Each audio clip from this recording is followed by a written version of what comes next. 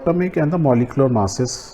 And what we learned in previous classes is कि in 19th century scientists could determine the mass of one atom relative to another by experimental means. We also know कि hydrogen being the lightest atom was arbitrarily assigned a mass of 1 without any unit and other elements were assigned mass relative to it. Hydrogen के element को उन्होंने कहा ये lightest होता है और उन्होंने उसकी मास आर्बिट्रेरीली बस ऐसे ही बोल दिया कि उसका मास होता है 1. यदि उसका मास 1 होता है तो किसी और एलिमेंट का मास पता लगाना है तो वो उसके कुछ टाइम्स होगा, या तो इससे ज़्यादा होगा क्योंकि ये सबसे छोटा है, तो बाकी सब क्या होंगे, इसके मल्टीपल्स होंगे, 2 टाइम्स 3 टाइम्स 4 टाइम्स 10 टाइम और may be 100 times. But in 1961 में क्या हुआ, कार्बन 12 आइसोटोप हमें मिला और क्योंकि एडवांस टेक्नोलॉजी हो चुकी थी so they exactly find out the mass of carbon 12 isotope और इसके रेस्पेक्ट में इसको उन्होंने एक स्टैंडर्ड बना दिया. तो स्टैंडर्ड रेफरेंस बन गया फॉर मेजरिंग एटॉमिक मासेस और उन्होंने कहा कि 1 AMU 1 एटॉमिक मास यूनिट, यदि कोई भी पूछेगा एक एटम का मास क्या होता है, वो हमेशा आप बोलेंगे is equal to 1/12 the mass of 1 carbon atom. Carbon atom कौन सा, कार्बन 12 आइसोटोप के एटम के बराबर. यदि मैं इसको दूसरे तरीके से बोलूँ, मैं ऐसे बोल सकता हूँ कि 1 mass of 1 atom of carbon 12 is equal to 12 AMU atomic mass unit. तो एक्चुअली उन्होंने ये पता लगाया कि एक एटम कार्बन 12 का यदि लोगे उसका मास होगा 12 एटॉमिक मास यूनिट. तो एक का कितना हो जाएगा, डिवाइड बाय 12, तो एक एटॉमिक मास यूनिट होगी. और उन्होंने 1 एटॉमिक मास यूनिट का एग्जैक्टली बोला कि वो होता है कितने बार होता है, it is equal to 1.66056 into 10 की पावर -24 ग्राम. ये उन्होंने प्रिसाइजली पता लगा लिया. अब हमें क्या मालूम है, एक और चीज़ मालूम है कि मास of an atom of hydrogen, hydrogen का मास तब तक हमको मालूम चल चुका था और उसकी वैल्यू कितनी थी, साइंटिस्ट को पता लगा, इट इज़ 1.6736 इंटू 10 की पावर -24 ग्राम. यदि हाइड्रोजन के जो लाइटेस्ट एटम है, ये लाइटेस्ट है, तब पहले भी जब पता लगा तब भी और बाद में भी, हमेशा आज तक भी लाइटेस्ट है. तो लाइटेस्ट एटम का जो वेट होता है वो इट इज़ हाइड्रोजन, उसका वेट होता है इतने ग्राम. और हमने कहा कि 1 AMU होता है इतना, तो हमको इससे क्या निकाल सकते हैं, हाइड्रोजन एटम का मास ग्राम की जगह यदि मैं AMU में निकालना हो, दिस डिवाइड बाय दिस कर दूँ तो AMU में यूनिट रह जाएगी. सो इसको यदि आप डिवाइड करोगे इट इज़ 1.078 AMU और थोड़ा राउंड ऑफ कर दो, 7 ये 8 है तो ये 7 है तो कितना हो जाएगा, 8 हो जाएगा. तो वी कैन राइट 1.008 AMU. तो we can say the mass of an atom of hydrogen, एक एटम हाइड्रोजन के 8 एटम का जो मास होता है वो कितना होता है एटॉमिक मास यूनिट में, इट्स 1.008 ग्राम में इतना होता है. आपको याद रखने की जरूरत नहीं है. ये कैसे पता लगा, उनको इलेक्ट्रॉन न्यूट्रॉन प्रोटॉन सबका मास मालूम चल गया था, सबको ऐड कर दिया तो उनको मालूम चल गया. But in general we use chemistry में हम ज़्यादातर ना ये वाला मास यूज़ नहीं करते हैं, we use 1 atomic mass unit.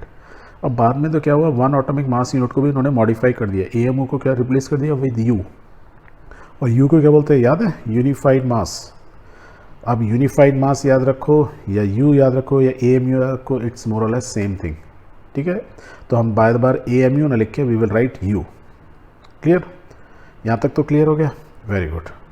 But एक प्रॉब्लम थी, प्रॉब्लम ये थी कि इन कैलकुलेशन यदि जब कैलकुलेट करते हैं we actually use average atomic mass. We do not say कि the mass of hydrogen atom का मास 1.008 AMU है. वी ऑलवेज से कि we use average atomic mass. हम एक एटम का, हाइड्रोजन के 8 एटम का मास इतना नहीं है, हाइड्रोजन के बहुत सारे एटम्स लिए उनका एवरेज निकाला और एवरेज निकाल के बोला this is the average atomic mass of an element. But ऐसा क्यों, तो हम एवरेज एटॉमिक मास को समझ लेते हैं. So what is this average atomic मास, ये क्या होता है और ये क्यों है, ये हमने पढ़ा था. यू रिमेंबर क्या पढ़ा था, we said or we learned कि many natural occurring elements exist as more than one isotope. मतलब एग्जाम्पल कि यदि हाइड्रोजन को मैं एटमॉस्फेयर में देखूंगा तो आपको हाइड्रोजन मिलेगा, उसका एटॉमिक नंबर तो 1 होता है पर उसके अंदर न्यूट्रॉन प्रोटॉन डिफरेंट हो जाते हैं. That means as a result hydrogen का एटॉमिक नंबर सेम है पर मास डिफरेंट है. तो ये इसका मास 1 है, इसका मास 2 है, इसका मास 3 है. दैट मीन्स हमको हाइड्रोजन तो मिल रहा है, जैसे हाइड्रोजन जब बोल रहे हैं तो उसका atomic number is 1, right. Atomic number same है पर एटॉमिक मास वेरी कर गया, तो दीज आर कॉल्ड आइसोटोप्स। तो these are isotopes of hydrogen, इनके अलग अलग नाम है। जैसे H11 यदि बोलूँगा इस प्रोटियम, इसका बोलेंगे ड्यूटेरियम, या डी से रिप्रेजेंट कर देते हैं। ट्रीटियम मीन्स टी से रिप्रेजेंट कर देते हैं, या ऐसे लिखेंगे 31H means atomic number is 1, atomic mass is 3, this is hydrogen का एटम। अब ये 3 डिफरेंट मिल रहे हैं, ऐसे बहुत सारे मिलते हैं। एंड आइसोटोप की यदि डेफिनेशन यू रिमेंबर, तो we can say this, isotopes are defined as the atom of same element. Same element means hydrogen की बात करें, having the same atomic number. Same element बोलेंगे तो हाइड्रोजन की बात किया तो उसका एटॉमिक नंबर सेम होगा, तो atomic number same but different mass number. जो एटॉमिक मास है वो डिफरेंट है, 1 है, 2 है, 3 है। फॉर एग्जाम्पल एक और लेते हैं, कार्बन आइसोटोप्स। कार्बन के आइसोटोप्स बोले, कार्बन बोलेंगे तो हम C की बात कर रहे हैं, उसका एटॉमिक नंबर 666 ही होता है, पर मास वेरी करता रहता है। देखो 12, 13 भी होता है, 14 भी होता है। अब ऐसा क्यों है? यदि आप ना एटमॉस्फेयर में से कार्बन को लेंगे तो आप पाएंगे कि कार्बन आपको इन तीनों फॉर्म में मिलेगा हमेशा। यदि आप कार्बन को इकट्ठा कर रहे हैं, कार्बन का आपने ना एक कोयला उठा लिया, that is made of carbon, मतलब प्योर कार्बन का कोयला बढ़िया एकदम साफ़ है, कोई मिट्टी विट्टी नहीं है, so it is a carbon. उसके अंदर यू विल फाइंड कि कार्बन 12 वाले भी आइसोटोप्स हैं, कार्बन 13 भी हैं, कार्बन 14 भी है, पर परसेंटेज में कार्बन 12 बहुत ज़्यादा होगा, मीन्स इसकी परसेंटेज बहुत ज़्यादा होगी। तो दुनिया में सबसे ज़्यादा कार्बन 12 आइसोटोप्स मिलेगा यदि कार्बन की बात करेंगे, और जो कार्बन 13 होगा उसकी परसेंटेज बहुत कम होगी, 1.108%, इट्स वेरी लेस, करीब करीब 1% के आसपास। ये थोड़ा सा और ज़्यादा कम हो गया, कितना, 2 × 10⁻⁻⁻, -10 मीन्स 0.00000, बाद में 2 मीन्स 10 जीरो लाने के बाद आएगा ये, राइट। तो 14 जो आइसोटोप से मिलता है, जब भी आप कार्बन का एक पीस उठाएंगे कोयले का, यू विल फाइंड कि उसके अंदर 14 भी है आइसोटोप, 13 वाला भी है, 12 वाला भी है, पर 98.89% मीन्स मैक्सिमम जो परसेंटेज है वो कार्बन 12 की है। इसलिए ये परसेंटेज की इतनी है। आपने तो कोयला उठाया, अब मैं पूछूंगा कि आप बोलेंगे कोयला उठाया या आप बोलेंगे कार्बन उठाया। तो कार्बन उठाया तो आपको तो ये तो मालूम है ना उसमें सब चीज़ें, तो सब चीज़ें यू कैन नॉट से कि मैंने कार्बन 12 ही उठाया, यू विल से कि मैंने एक कंपोजिशन उठाई है जिसमें कार्बन 12 भी है, कार्बन 13 भी है, कार्बन 14 भी है, जिनकी ये परसेंटेज है। अब कार्बन 12 का एटॉमिक मास तो मुझे मालूम है कितना होता है, 12, ये अभी हमने सीखा था 1960 में मालूम चुका है एटॉमिक मास यूनिट।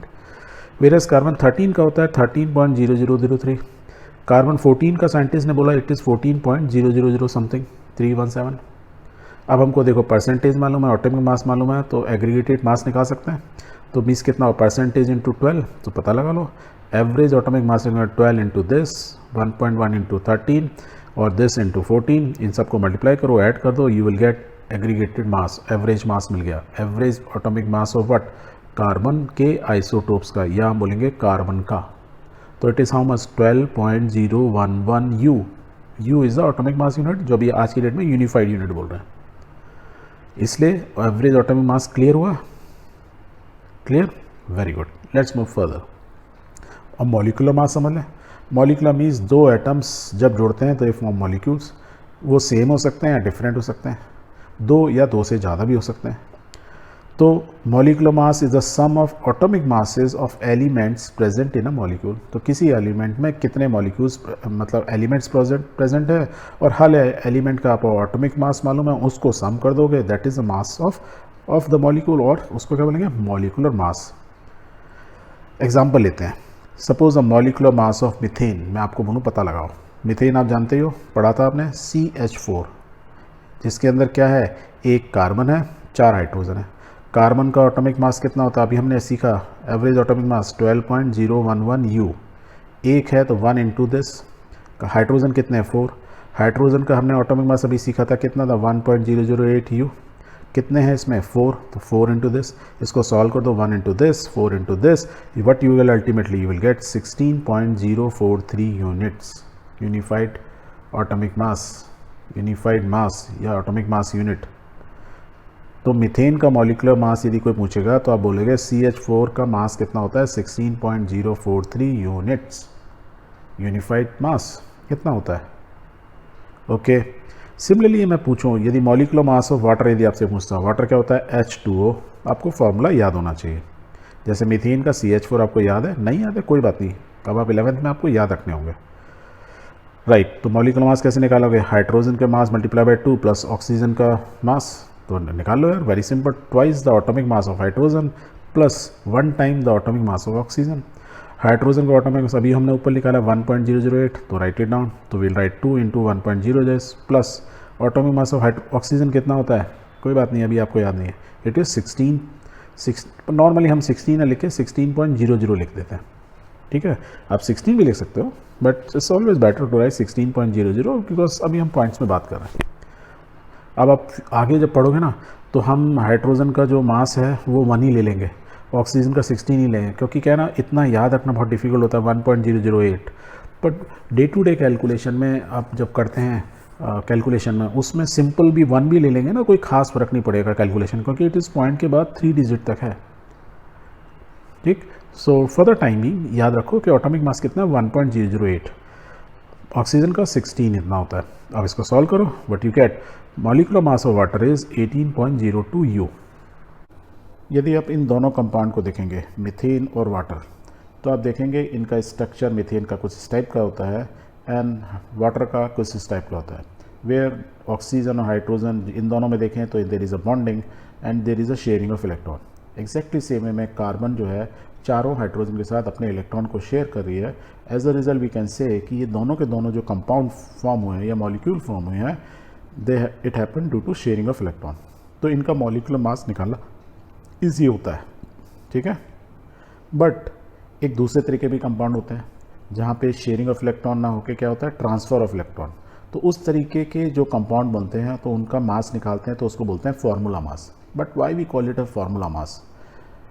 एग्जाम्पल लेते हैं इसके लिए, some substance such as sodium chloride, आपने पढ़ा था NaCl, do not contain discrete molecules as their constituents units.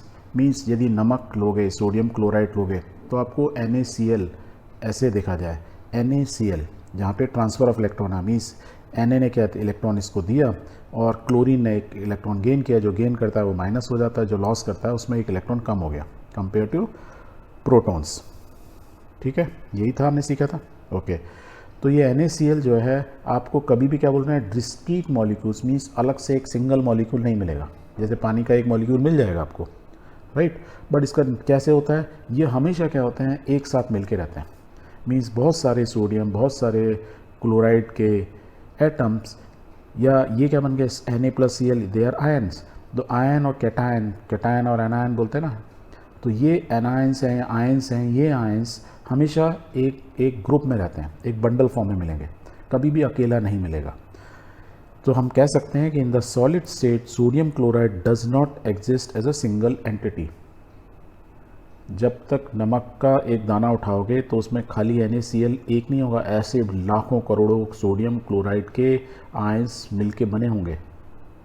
जब आप इसको पानी में घोलते हो तो क्या होता है, हमने क्या सीखा था, सोडियम आयन अलग हो जाते हैं, क्लोराइड आयन अलग हो जाते हैं, तो ये अलग अलग हो जाते हैं, इजीली डिजॉल्व हो जाते हैं उसके अंदर, राइट। वी बोलते हैं आयनिक सोल्यूशन बन गया, जिसके अंदर सोडियम और क्लोराइड के आयन फ्रीली मूव कर रहे हैं। इसलिए आपने देखा था ना, पानी के अंदर यदि नमक डाल देते हैं तो इलेक्ट्रिसिटी फ्लो होने लगती है, यदि अदरवाइज प्योर वाटर में इलेक्ट्रिसिटी फ्लो नहीं होती है, ओके।